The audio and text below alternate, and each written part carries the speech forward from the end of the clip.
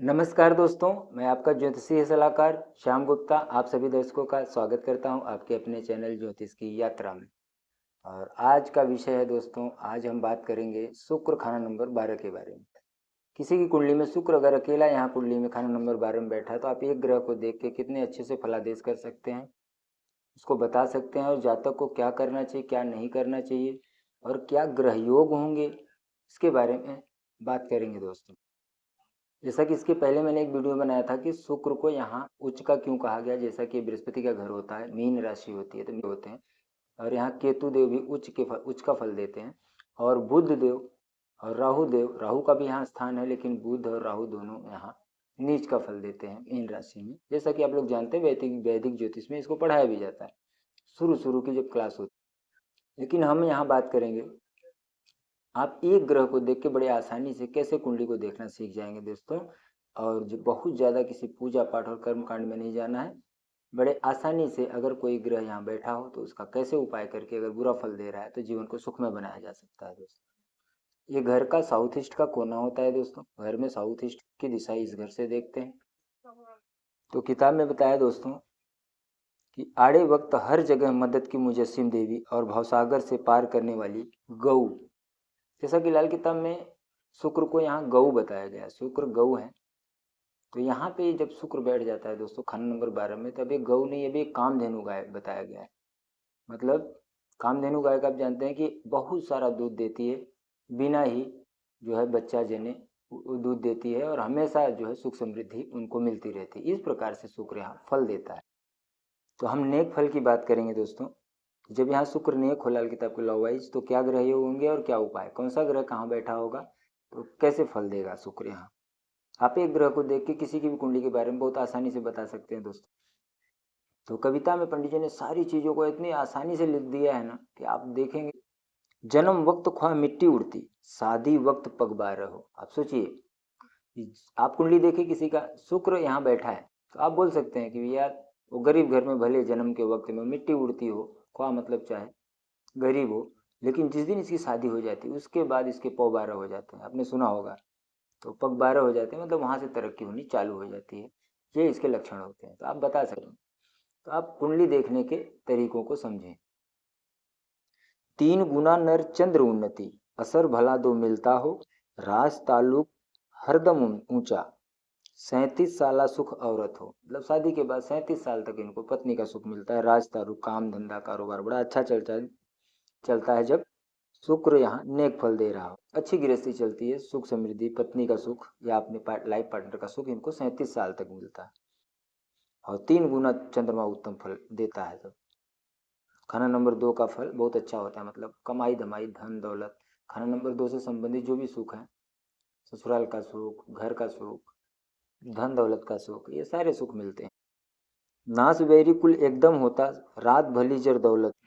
गुरु Shani much रेखा साथ में, गुरु शनि यहाँ बैठे हो, शुक्र यहाँ बैठा हो तो मच्छ रेखा होगी, उनके हाथ में मच्छ रेखा होगी। तो मच्छ रेखा मतलब बहुत धनी आदमी होता है वो, लेकिन धनी तो होगा। गुरु शनि यहाँ बैठे हो, शुक्र यहाँ बैठा हो, ये अगर योग हो कुंडली में, लेकिन इनकी पत्नी का सेहत जरा खराब रहता है।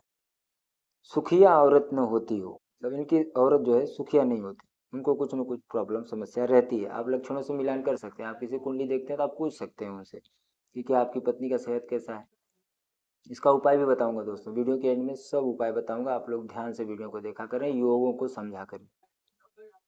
बुध बैठा जब कायम छठ में, परिवार सुखी औलाद का, खाली मंदा साथ दूजा होती, शुक्र होता सब मिट्टी हो। ये देखो बुरा योग बता दिया पंडित जी ने कविता में ही। बुरे योग को कैसे बताया कि दूसरा घर शुक्र यहाँ बैठा हो, दूसरा और सातवां घर खाली हो, या यहाँ कोई मंदे ग्रह बैठे हो, लाल किताब के लॉवाइज खराब होकर कोई ग्रह बैठे हो और शुक्र यहाँ बैठा हो, या दूसरा सातवां घर खाली हो, तो फिर यहाँ सेहत ही खराब हो जाती है। वो आदमी का पूरा सेहत, मतलब इसका उपाय भी है, आप कुंडली दिखा सकते हैं। वो आदमी की शरीर ही मिट्टी हो जाती है, मिट्टी मतलब पतला सा होगा, सुकड़ा सा होगा शरीर में। कोई बोलेंगे इसको दाना पानी लगता नहीं है क्या, उसका शरीर ही मिट्टी हो जाता है। हमारे घर पे ही हैं लोग, उनकी कुंडली वैसी, तो शरीर को मिट्टी कर देता है यह योग। 3 छठे जब उत्तम टेवे, कुंडली में टेवा मतलब कुंडली होता है दोस्तों, टेवे में जब तीसरा और छठवां घर उत्तम हो, तो शुक्र यहाँ बहुत अच्छा फल देता है। कामधेनु गाय होती है, मतलब अब ये बिना बताए ना बहुत दूध दूध देगी, बिना बच्चा जने ही ये दूध देती है। कामधेनु गाय का यही लक्षण होता है। और प्रेग्नेंट नहीं होगी तो भी वो दूध देती है, उसके बच्चा ना हो तो भी वो दूध देती है। इस प्रकार से कामधेनु गाय कहा गया है, साक्षात लक्ष्मी का स्वरूप होती है। बुध मंदा, जब बोलता है कि जुबान औरत बुध टेवे मंदा, शुक्र यहाँ बैठा हुआ अगर कुंडली में बुध खराब हो गया, अब देखिए लाल किताब के अलावा बुध कैसे खराब हो जाता है। अगर बुध खराब हो गया तो इनकी औरत का जुबान बहुत कड़वा बोलने वाली औरत होगी, झगड़ालू औरत होगी। उसकी औरत जिसका जो लाइफ पार्टनर होगा शुक्रवार वाले का, वो कड़वी जुबान रखता होगा, कड़वी जुबान बोलते हैं। तो आप इससे पता कर सकते हैं कि शुक्र यहाँ शुभ फल दे रहा है या अशुभ फल दे रहा है। लक्षणों से मिलान कर लीजिए और उसका उपाय मैं बताऊंगा, वो कर लीजिए, जीवन को सुखमय बना लीजिए। ज़्यादा पूजा पाठ कर्म कांड की जरूरत नहीं है, ज़्यादा रत्न रुद्राक्ष पहनने के चक्कर में ना पड़े, नहीं तो कहीं दवा के आस्था के चक्कर में अपना नुकसान न कर बैठे आप लोग। इसलिए मैं बार बार बताता हूँ, आप लोग को सचेत करता हूँ। क्योंकि जो मेडिकल में दवा पड़ी है वो डॉक्टर के सलाह से ही खाएं तो अच्छा है। वैसे मेडिकल में कितनी दवा है, अब कौन सी बीमारी की कौन सी दवा डॉक्टर लिख के देगा वही खाना है। ऐसे खाएंगे तो नुकसान हो सकता है। बहुत सारे रोग हैं, बहुत सारी समस्या है। ये आपका किस्मत कुंडली है। जब कोई चीज़ खराब होता है तो हम उसके डॉक्टर के पास जाते हैं। घड़ी खराब हुआ तो घड़ी के वाले के पास जाएंगे, टीवी खराब हुआ तो टीवी वाले के पास जाएंगे, मोबाइल खराब हुआ तो मोबाइल वाला कहाँ है। कुछ भी जो खराब होता है उसके एक एक्सपर्ट होते हैं, उसके पास हम जाते हैं। तबीयत खराब हुआ तो हम डॉक्टर के पास जाते हैं। तो ऐसे जब किस्मत खराब होती है ना तो ज्योतिषी के पास जाया जाता है। इसलिए ज्योतिष विद्या बनी है। ठीक है दोस्तों, इसको समझिए ध्यान से। उस ग्रह को लाल किताब के लॉ वाइज कैसे हटाना है, कौन ग्रह चोट मार रहा है, कौन ग्रह टक्कर दे रहा है, कौन ग्रह धोखा दे रहा है, क्या बुरे योग बने, किसको हटाना है, कैसे उस ऊर्जा को, उस एनर्जी को जो आपकी कुंडली में ज़्यादा नुकसान कर रही है। आपकी कुंडली मीन्स हमारी बॉडी होती है दोस्तों, कुंडली कोई बाहर नहीं है, आपकी बॉडी है। उसमें कौन सी ऊर्जा ज़्यादा हो रही है उसको डाइवर्ट करना, कौन सी कम हो रही है उसको ऑब्जर्व करना, उसको लेना है, खाना है।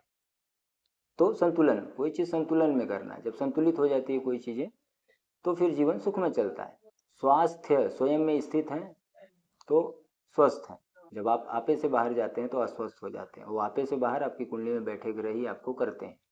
नहीं बोलते देखो इसने अपना आपा खो दिया, तो आपा खोना ही क्या है, वो बाहर से आने वाली ऊर्जा हमको डिस्टर्ब करती है। हमारी कुंडली के आधार पे बरोबर वो चिप लगे हमारे अंदर और वो ऊर्जा हमको घेर लेती है। उस समय जब जैसे 7:30 चलती है तो कैसे चेहरा काला हो जाता है, बोलते हैं ना, उस समय ऑक्सीजन की कमी हो जाती है।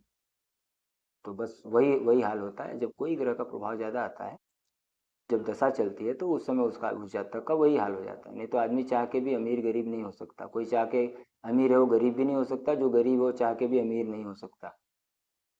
जो कुंडली में योग होते हैं ऑटोमेटिक वो सितारे उनको वहां तक लेके पहुंचा देते हैं दोस्तों। ऐसे सब अमीर हो जाएंगे तब तो दुनिया कैसे चलेगी। शनि कर्म फलदाता है, इसलिए शनि वर्कर लेबर जितने हैं वो गरीब नहीं रहेंगे तो दुनिया चलेगी कैसे, कौन किसके पास काम करने जाएगा। तो इसलिए सबको 90 टाइप के लोग पैदा होते हैं दोस्तों। यूनिवर्स 360 डिग्री का है, 4-4 डिग्री के आप जोड़ लीजिए, 9 चौक 36, हर 4 डिग्री पे एक टाइप के लोग, 2 टाइप के लोग ऐसे पैदा होते रहते हैं। तो ऐसे 90 टाइप के लोग बताया है कि उतने टाइप के लोग पैदा होते हैं दुनिया के किसी कोने में भी। हर 4 डिग्री पे कुछ एक अलग पर्सनैलिटी पैदा होती है। ठीक है दोस्तों, आगे चलते हैं। अगर बुध कुंडली मंदा हो तो औरत क्या है, बदजुबान होगी, कड़वी बात बोलती होगी, इससे आप पता कर सकते हैं। और बुढ़ापा इनका दुखिया होता है, रात धुएं से दुखिया हो। रात मतलब बुढ़ापे को कहा गया है दोस्तों। बुढ़ापा बहुत बुरा हो जाता है शुक्रवार वालों को। अगर बुध कुंडली में खराब हो तो बुध का उपाय कर लें तो बुढ़ापा अच्छा हो जाएगा। कितना आसान है कुंडली देखना। राहु मगर जब साथ ही बैठा, राहु मगर जब साथ ही बैठा, राहु शुक्र की यहाँ युति हो जाए, गृहस्थी 25 तक मंदा हो। अब शादी के बाद इनका 25 साल तक गृहस्थी खराब ही रहता है, लड़ाई झगड़े मार कुटाई चलते ही रहता है हस्बैंड वाइफ। शुक्र राहु की युति हो तो अब इनको लाल किताब के उपायों के द्वारा अगर इसको इस ऊर्जा को डाइवर्ट नहीं किया गया तो उसकी जिंदगी का तो सत्यानाश कर देंगे गृहस्थ जीवन का। तो बड़े आराम से आपको यहाँ से उसका उपाय मैं बताऊंगा जिसकी कुंडली में होगा। और कुछ उपाय मैं ऐसे ही बताऊंगा, उसको आप फॉलो करिए। बाकी और सारे उपायों के लिए आप अपने से मेरे से कंसल्टेंसी ले सकते हैं। मेरा नंबर यहाँ है, मैं आपको कुंडली देख के ग्रह सही स्थिति क्या है वहाँ देखते हैं। लग्न कुंडली ना देखें दोस्तों, जब भी देखें केपी कुंडली देखें, क्योंकि केपी कुंडली में ग्रह स्थितियाँ परफेक्ट होती हैं। या तो हमारे गुरु जी का एस्ट्रो साइंस ऐप है, उसमें जाके आप कुंडली देखेंगे, वशिष्ठ कुंडली वो सबसे परफेक्ट आती है दोस्तों। तो इस बात का ध्यान देके ही ग्रह ग्रह स्थितियों को वहाँ मान के चले, नहीं तो आप देखेंगे कुछ ग्रह बैठ के कहीं और फल दे रहा होता है। तो लग्न कुंडली ना देखें, मेरी अपील है आप लोग से, सही ज्योतिष को सीखें। तो राहु शुक्र जब यहाँ बैठे होते हैं तो 25 साल तक गृहस्थी मंदा करता है शादी के बाद। अगर ऐसा हो रहा है समझ जाइए, अपनी कुंडली दिखाइए, उसका उपाय ले लीजिए। तो इसमें बताया कि नाम औरत पर दान जो देता, सेहत औरत जर दौलत हो। अब औरत के नाम पे, औरत के हाथों से अगर ये व्यक्ति अपनी पत्नी के हाथ से दान करते रहे, चेरी का दान हुआ, ज्वार का दान हुआ, गौ दान कर दे, तो उनका सेहत दौलत सब, धन दौलत घर सब अच्छा हो जाता है। सेहत दौलत औरत सब अच्छी गृहस्थी चलने लगती है औरत के हाथ से दान देते रहने से। मंदे वक्त में जब मदद इसका कोई नहीं करता तो लेख मदद खुद औरत हो। इनके ऊपर जब भी कोई बुराई आती है दोस्तों, तो इनकी पत्नी उस बुराई को, उस बला को, उस परेशानी को पहले ही अपनी इसकी पत्नी झेल लेती है। शुक्र 12 वाले की पत्नी के ऊपर इसका बुरा प्रभाव जाता है। ये आदमी बस, इस आदमी को प्रभाव नहीं होता तो उसकी सेहत को खराब होना। अब उनको क्या चाहिए कि ये उपाय, जैसे कि मैंने बताया कि दान करें। बुध अगर खाना नंबर 2 में हो तो बताया कि आदमी कवि होगा, गायक होगा, राग अच्छे, इसके गले से राग बड़ा अच्छा निकलता होगा। तो बोलते हैं ना बड़ा अच्छा गाता है आदमी। तो जिसकी कुंडली में शुक्र यहाँ बुध यहाँ हो तो बड़ा अच्छा रागी होगा, कवि होगा, गायक होगा। और उनकी उम्र बताया गया है बहुत लंबी होती है, 96 साल की, 96 साल बताया गया है।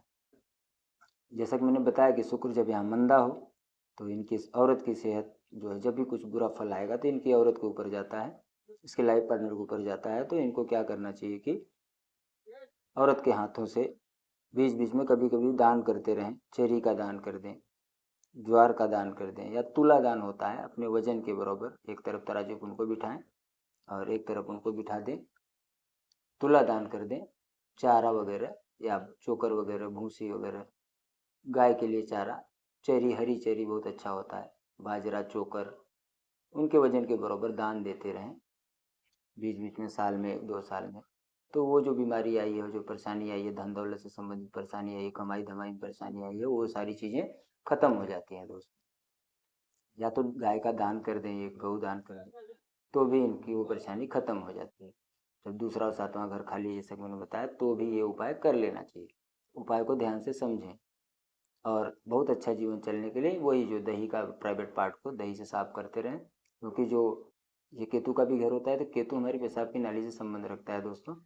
तो वहाँ पे जब हम शुक्र उसको दही से साफ करते हैं तो वो चीज़ें जो हैं ठीक होने लगती हैं। प्राइवेट पार्ट को दही से साफ करें तो सारी चीज़ें मिलने लगती हैं,